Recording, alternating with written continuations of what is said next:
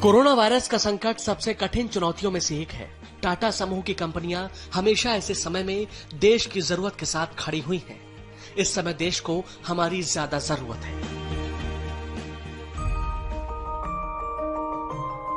ये शब्द हैं उस रतन टाटा के, देशभक्ति जिनकी पहचान है।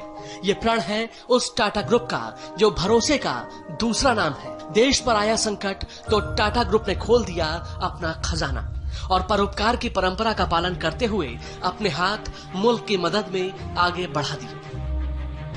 कोरोना के खिलाफ जंग में टाटा ग्रुप ने 1500 करोड़ रुपए की मदद का ऐलान किया है। 500 करोड़ रुपए पीएम केयर फंड में दिए हैं और 1000 करोड़ रुपए टाटा ग्रुप खुद राहत कार्यों में खर्च करेगा।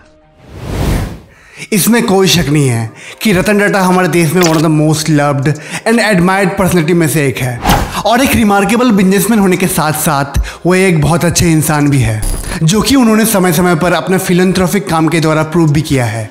और निश्चित तौर पे इस वैसे बढ़ती उद्योगपति ने हमारे जीवन में डायरेक्टली या फिर इनडायरेक्टली इम्पैक्ट जरूर डाला है और इसीलिए तो वो करोड़ों इंडियंस की इंस्पिरेशन है। और भारत में एक भी इंसान ऐसा नहीं होगा जिसने इनका नाम नहीं सुना है या फिर इंस्पायर्ड नहीं है। और केवल रतन टाटा ही नहीं, उनके परिवार के सदस्यों ने भी भारत के विकास में बहुत बड़ी भूमिका निभाई है। उदाहरण के लिए जरूरतमंद छात्रों के हायर एजुकेशन में मदद करने से लेकर भारत के पहले ओलंपिक पार्टिसिपेशन तक टाटा फैमिली का नेशन बिल्डिंग में इनक्रेडिबल कंट्रीब्यूशन रहा है। इसी टॉपिक को डिस्कस करेंगे, पर उससे पहले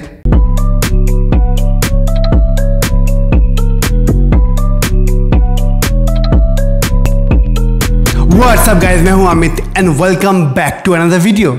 इधर उधर की बातें ना करते हुए सीधे मुद्दे पे आते हैं।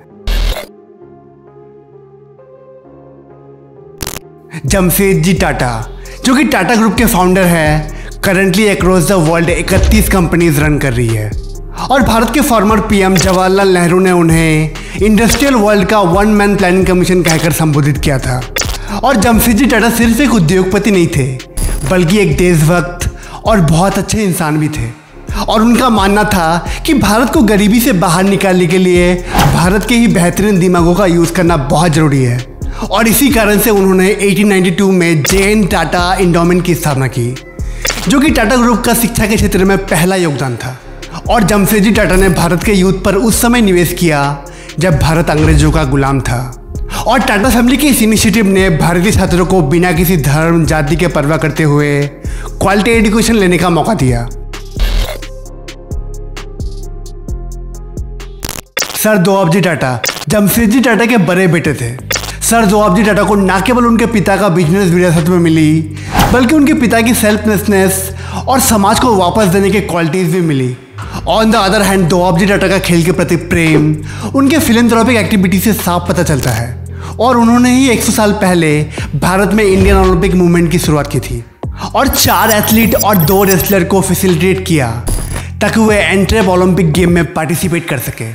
On the other hand, Bharat ने 1920 में पहली बार ओलंपिक गेम में पार्टिसिपेट किया सर दोआबजी टाटा के नेतृत्व में। और उसी साल पेरिस जाने वाले इंडियन कंटिजेंट को भी फाइनेंस किया। और 1927 में दोआबजी टाटा पहले भारतीय बने जिन्हें ओलंपिक एसोसिएशन का प्रेसिडेंट बनाया गया।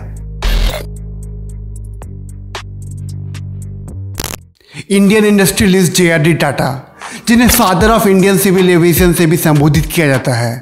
और जे.आर.डी. टाटा 1929 में पहले भारतीय बने थे जिन्हें कमर्शियल पायलट का लाइसेंस मिला था और उनके लाइसेंस में नंबर 1 प्रिंटेड था। और 15 अक्टूबर 1932 को कराची से बॉम्बे के बीच इंडिया की पहली कमर्शियल फ्लाइट उड़ाई।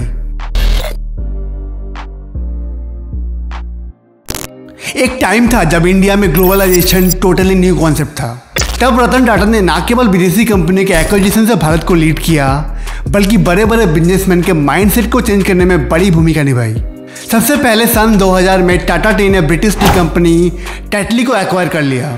इसके बाद तो टाटा ग्रुप ने 9 साल में 36 कंपनियां खरीद डाली और इन 36 कंपनियों में British automobile, marquee Jaguar, Land Rovers और Anglo Dutch steel maker Corus शामिल थे। और इस तरह रतन टाटा रिवर्स कॉलोनाइजेशन के पोस्टर बॉय बन गए थे। तो मिलते हैं एक नए वीडियो में, तब तक के लिए जय हिंद, जय भारत।